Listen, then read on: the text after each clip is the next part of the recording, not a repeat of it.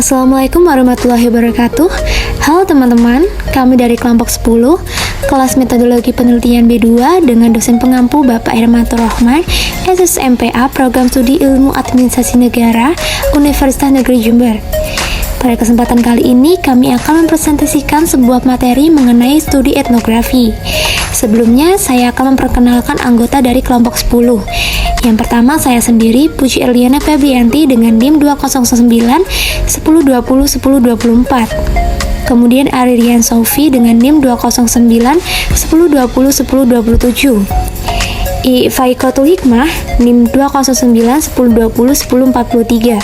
Saiful Hasan NIM 209 1020 1088. Dan terakhir Muhammad Ega Rasendria NIM 209 1020 1150.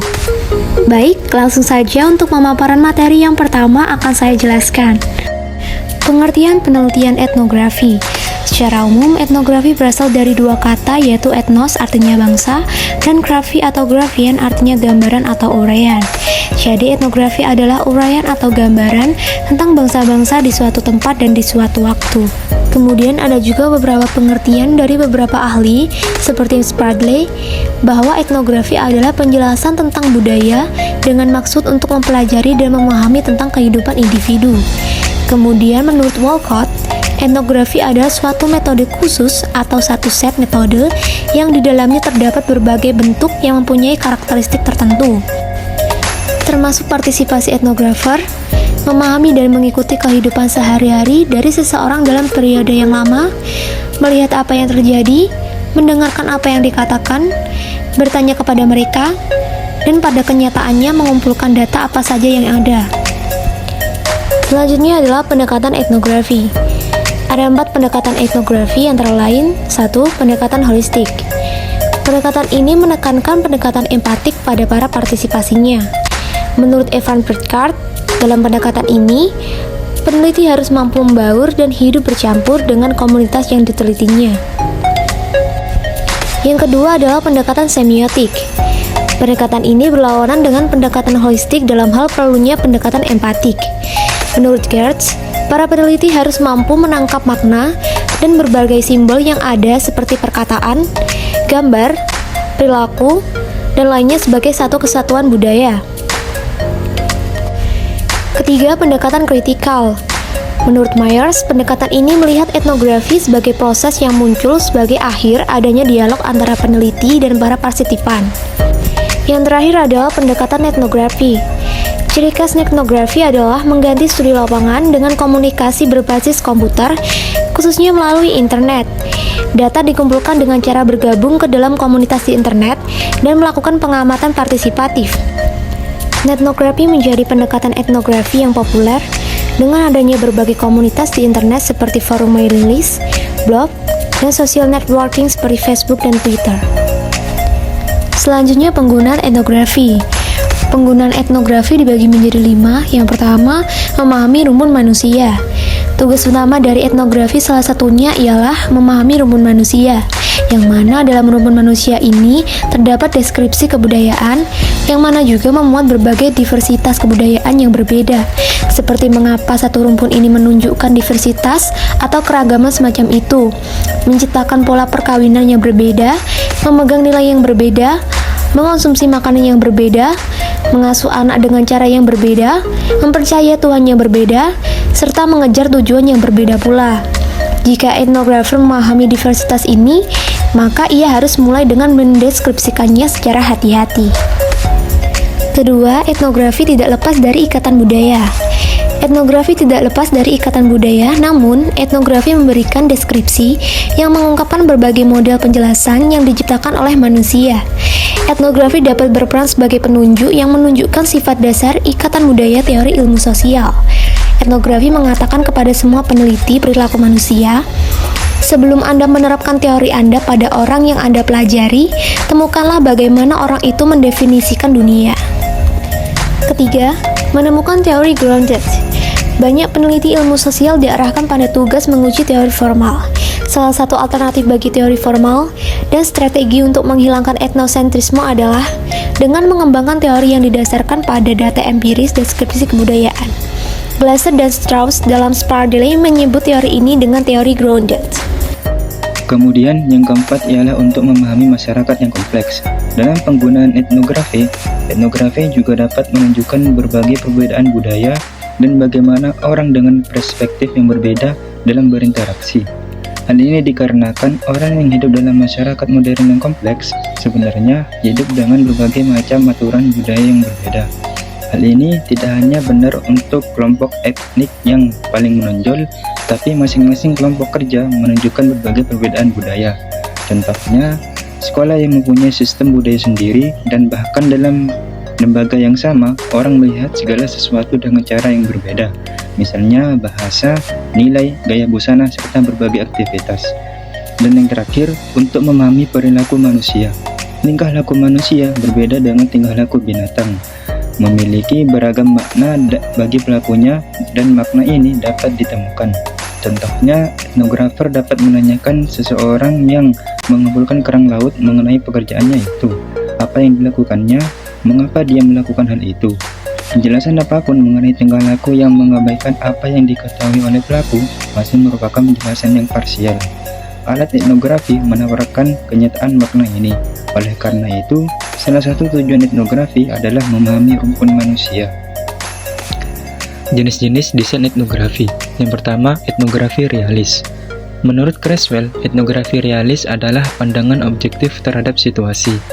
Biasanya ditulis dalam sudut pandang orang ketiga, melaporkan secara objektif mengenai informasi yang dipelajari dari para objek penelitian di lokasi. Ciri utama dari etnografi realis diantaranya: pertama, etnografer menceritakan penelitian dari sudut pandang orang ketiga, laporan pengamatan partisipan, dan pandangan mereka. Yang kedua, peneliti melaporkan data objektif dalam sebuah bentuk informasi yang terukur, tidak terkontaminasi oleh bias, tujuan politik, dan penilaian pribadi. Dan yang ketiga, etnografer menghasilkan pandangan partisipan melalui kutipan yang diedit, tanpa merubah makna dan memiliki kesimpulan berupa interpretasi dan penyajian budaya. Jenis yang berikutnya ialah studi kasus. Studi kasus merupakan salah satu bagian penting dari etnografi, meskipun berbeda dari etnografi dalam beberapa hal tertentu.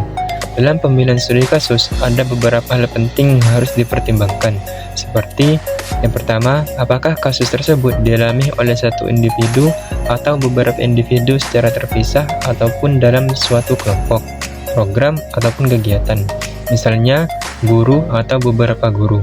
Yang kedua, kasus tersebut merupakan proses yang terdiri dari serangkaian langkah-langkah, misalnya proses kurikulum perguruan tinggi yang membentuk suatu urutan kegiatan. Dan yang ketiga, sebuah kasus dipilih untuk diteliti karena itu sesuatu yang tidak biasa dan memberikan manfaat. Yang ketiga yaitu etnografi kritis. Menurut Thomas dalam Creswell tahun 2012 pada halaman 467 disebutkan bahwa etnografi kritis adalah jenis penelitian etnografi di mana penulis tertarik memperjuangkan emansipasi kelompok yang terpinggirkan dalam masyarakat. Sebagai contoh yang dicontohkan oleh Madison dalam Creswell tahun 2012 halaman 467, yaitu ahli etnografi kritis meneliti sekolah yang menyediakan fasilitas untuk siswa tertentu, menciptakan situasi yang tidak adil di antara anggota kelas sosial yang berbeda, dan membiarkan diskriminasi gender. Komponen utama dari etnografi kritis adalah faktor-faktor seperti nilai syarat orientasi, memberdayakan masyarakat dengan memberikan kewenangan yang lebih, menentang status quo, dan kekhawatiran tentang kekuasaan dan kontrol. Selanjutnya yaitu karakteristik penelitian etnografi. 1. Etnografer biasanya mempelajari tema budaya yang berasal dari antropologi budaya. Tema budaya dalam etnografi bersifat umum dan tidak dimaksudkan untuk mempersempit penelitian. Yang kedua yaitu etnografer mempelajari kelompok budaya di suatu lokasi. Dalam mempelajari suatu kelompok, etnografer mengidentifikasi satu situs, misalnya mencari kelompok di dalamnya, dan mengumpulkan data tentang kelompok. Ini membedakan etnografi dari bentuk-bentuk penelitian kualitatif lainnya yang berfokus hanya pada individu, bukan kelompok. Yang ketiga yaitu kepemilikan bersama atas pola-pola tingkah laku, keyakinan, dan bahasa etnografer.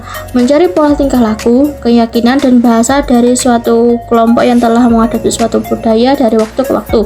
Tujuannya untuk mengimplikasikan dua poin penting. Yang keempat yaitu penelitian lapangan. Etnografer mengumpulkan data dengan menghabiskan waktu di tempat di mana mereka tinggal, bekerja, atau bermain. Untuk memahami pola terbaik dari suatu kelompok budaya, etnografer menghabiskan waktu yang cukup lama dengan kelompok tersebut. Yang kelima yaitu deskripsi, tema, dan interpretasi. 1. Deskripsi diartikan sebagai uraian terperinci tentang individu-individu atau lapangan penelitian yang digunakan untuk menggambarkan fenomena yang terjadi pada kelompok yang diteliti. Yang kedua yaitu tema, dihasilkan dari interpretasi atas fakta-fakta tentang orang dan aktivitas. Yang ketiga yaitu interpretasi. Dalam etnografi, yaitu etnografer menarik kesimpulan tentang apa yang telah dipelajari. 6. Konteks atau pengaturan. Konteks dalam etnografi adalah pengaturan, situasi, atau lingkungan yang mengelilingi kelompok atau budaya yang dipelajari. Hal ini berlapis-lapis dan saling berkait, yang terdiri dari faktor-faktor seperti sejarah, agama, budaya, politik, ekonomi, dan lingkungan. Menurut Vetterman dalam Creswell 2012 473. Konteks juga bisa berupa lokasi fisik seperti sekolah, keadaan gedung, warna dinding kelas, atau suara yang ada. Sejarah seperti pengalaman yang berkesan, kondisi kepribadian seseorang, dan kondisi sosial individu seperti profesi, pendapatan, dan mobilitas geografis. 7. Refleksi peneliti. Dalam etnografi, refleksivitas merujuk pada kesadaran dan keterbukaan peneliti untuk membahas bagaimana dia menjalankan perannya sambil tetap menghargai dan menghormati lapangan dan para partisipan. Karena penelitian etnografi menuntut peneliti tinggal dalam waktu yang relatif lama di lapangan, peneliti harus memikirkan dampak terhadap lapangan dan para partisipan. Itulah sebabnya mengapa peneliti harus bernegosiasi dengan orang-orang penting di lapangan ketika memasuki lapangan. Etika dalam penelitian etnografi. Menurut Madison dalam Creswell 2012 halaman 474, etika dalam penelitian etnografi antara lain yaitu 1. Etnografer harus terbuka dan transparan tentang pengumpulan data, harus menyampaikan tentang tujuan penelitian, dampak yang mungkin ditimbulkan, dan sumber-sumber pendanaan. 2. Peneliti harus mempelajari orang-orang atau tempat-tempat dengan rasa hormat, menghindarkan dari bahaya, menjaga martabat mereka, dan memastikan privasi mereka terjaga. 3. Peneliti dan peserta perlu menegosiasikan batas yang berkaitan dengan faktor-faktor yang terdapat pada nomor 2. 4. Peneliti etnografi juga mempunyai tanggung jawab terhadap komunitas ilmiah, seperti tidak menipu salah satu peserta atau pembaca, misalnya memanipulasi data, mengarang bukti, memalsukan, dan menjiplak, atau tidak melaporkan kesalahan. 5. Penelitian harus dilakukan dengan rasa hormat agar peneliti lain tidak dilarang memasuki lingkungan kelompok tersebut di masa yang akan datang. 6. Peneliti harus memberikan umpan balik dan memberikan imbalan kepada mereka yang diteliti yang adil dan mungkin memberikan sesuatu yang sedang dibutuhkan. 7. Peneliti juga harus menyadari potensi dampak negatif dari presentasi dan publikasi mereka yang mungkin ada pada populasi yang diteliti. Baik, di sini saya akan menjelaskan kelebihan dan kekurangan penelitian etnografi. Kelebihan penelitian etnografi. Salah satu aspek yang paling berharga yang dihasilkan dari penelitian etnografi adalah kedalamannya. Karena peneliti berada untuk waktu yang lama, peneliti melihat apa yang dilakukan orang serta apa yang mereka katakan. Peneliti dapat memperoleh pemahaman yang mendalam tentang orang-orang, organisasi, dan konteks yang lebih luas. Dari pengetahuan tentang apa yang terjadi di lapangan dapat memberikan informasi penting untuk perumusan asumsi penelitian. Berikut ini merupakan kelebihan dari penelitian etnografi. Yang pertama yaitu penelitian etnografi menghasilkan pemahaman yang mendalam. Karena yang dicari dalam penelitian ini bukan hal yang tampak, melainkan hal yang terkandung dalam hal yang nampak tersebut. Kelebihan yang kedua yaitu mendapatkan atau memperoleh data dari sumber utama yang berarti memiliki tingkat validasi yang tinggi. Kelebihan yang ketiga menghasilkan deskripsi yang kaya, penjelasan yang spesifik dan rinci. Kelebihan yang keempat yaitu peneliti dapat berinteraksi langsung dengan masyarakat sosial yang akan diteliti. Dan kelebihan yang terakhir yaitu penelitian etnografi dapat membantu kemampuan berinteraksi karena menuntut kemampuan bersosialisasi dalam budaya yang ia coba untuk dijelaskan. Selanjutnya yaitu kekurangan penelitian etnografi. Setidaknya ada 5 kekurangan yang menjadi kelemahan dalam penelitian etnografi. Di antaranya yang pertama, penelitian etnografi membutuhkan waktu yang lebih lama daripada bentuk penelitian lainnya.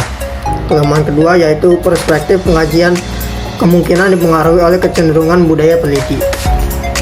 Kelemahan yang ketiga, membutuhkan jangka waktu yang panjang untuk mengumpulkan data dan mengolah data. Kelemahan keempat, yaitu pengaruh budaya yang diteliti dapat mempengaruhi psikologis peneliti ketika peneliti kembali ke budaya asalnya.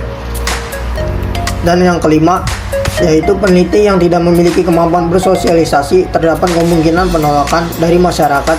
Langkah-langkah penelitian etnografi seperti penelitian kualitatif yang lain, langkah-langkah penelitian etnografi diantaranya: langkah yang pertama, identifikasi dan pemilihan suatu masalah serta penentuan fokus etnografi. Dalam pemilihan masalah perlu dipertimbangkan dengan matang bahan penelitian akan merepresentasikan orang atau sekelompok orang serta interaksi mereka dalam budayanya. Identifikasi dapat dilakukan dengan menyajikan pandangan hidup informal atau subjek, cara mereka memandang kehidupannya, cara mereka memandang perilakunya dalam keseharian, atau cara mereka memandang kehidupannya. Langkah yang kedua yaitu mendesain setting dan kegiatan etnografi. Pada tahap ini dapat dilakukan dengan menentukan hal atau kegiatan apa yang akan dilakukan dalam melakukan penelitian nantinya. Langkah yang ketiga yaitu pengumpulan data. Pengumpulan data ini berasal dari data-data yang telah didapatkan sebelumnya dari hasil penelitian yang telah dilakukan. Langkah keempat yaitu membuat catatan mendetail. Sebelum melakukan interaksi dengan informan, peneliti telah mempunyai pengamatan tentang informan. Informasi tersebut perlu dicatat dengan baik yang memberikan makna penting pada penulis etnografis. Kemudian dilanjutkan dengan membuat catatan secara harfiah apa yang dikatakan informan dan masyarakat. Langkah yang kelima yaitu analisis dan model interaksi. Terdapat 3 analisis diantaranya yaitu analisis domain yang merupakan penyelidikan terhadap unit-unit pengetahuan budaya yang lebih besar dan ditujukan untuk mendapatkan gambaran umum dan menyeluruh dari objek penelitian etnografi. Kemudian analisis taksonomi digunakan untuk mengetahui struktur internal yang terdapat dari domain itu. Dan analisis komponensial merupakan pencarian sistematis berbagai atribut komponensial budaya yang berhubungan dengan simbol budaya, atau dapat juga dimaknai sebagai suatu cara mencari ciri-ciri spesifik pada setiap struktur internal dengan cara mengontraskan antara elemen. Dan langkah yang keenam yaitu menulis etnografi. Penulisan etnografi sebagai produk suatu penelitian pada prinsipnya adalah mengkomunikasikan makna kepada pembaca. Untuk itu penulis harus menarik perhatian pembaca dengan tidak mengabaikan makna temuan yang terdapat dalam keseluruhan struktur suatu kebudayaan. Contoh penelitian etnografi. Contoh penelitian etnografi ini bisa dibilang menarik karena mulai dari judul hingga pembahasan dalam penelitian etnografi itu unik dan anti mainstream. Adapun contoh yang kami ambil yaitu penelitian yang dilakukan oleh Solveig Roth yang berjudul Educational Trajectories in Cultural Wars and Ethnographic Study of Multi-Ethnic Girls Across Different Levels of Schooling. Penelitian ini dilatar belakangi oleh peran pendidikan dalam masyarakat barat kontemporer yang dapat dicirikan oleh adanya ketegangan antara peningkatan standarisasi dan indikator kerja, serta kekhawatiran tentang bagaimana kaum muda berhubungan dengan sistem pendidikan dan masa depan mereka. Solveig Roth melakukan penelitian ini bertujuan untuk menyelidiki praktek keseharian dan sosial pelajar multietnis muda, identitas posisi gender terkait sebagai bagian dari lintasan pembelajaran mereka selama transisi dari sekolah menengah pertama ke sekolah menengah atas. Kesimpulan dari penelitian ini adalah bahwa anak perempuan multietnis menggunakan pendidikan sebagai alat untuk memenuhi diri sendiri dan ekspektasi gender mereka. Sekian pemaparan materi yang dapat kami sampaikan.